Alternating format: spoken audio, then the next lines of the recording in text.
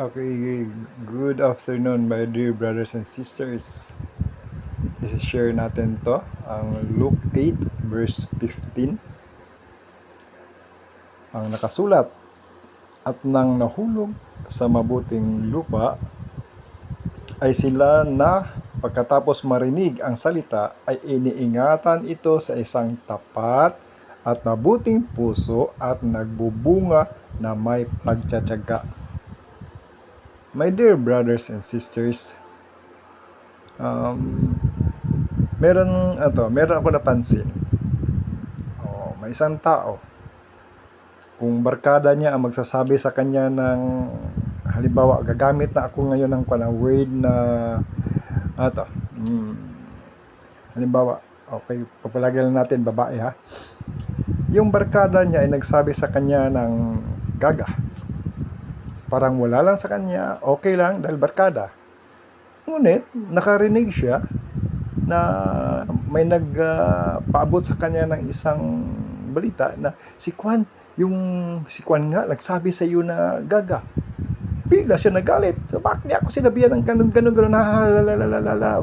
naggalit siya kaagad. Pero kung barkada niya ang magsabi ng ganun, okay lang sa kanya. So, my dear brothers and sisters, yung salita ng Panginoon,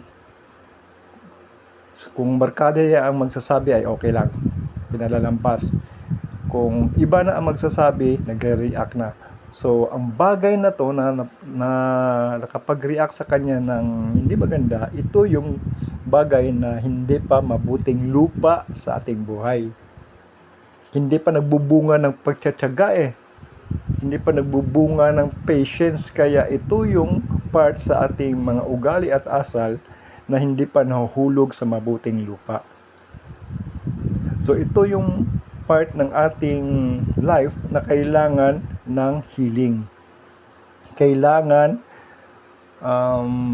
maggawa natin ng paraan, kailangan natin ang grace ng Panginoon upang dadalo yung patience sa bagay na ito.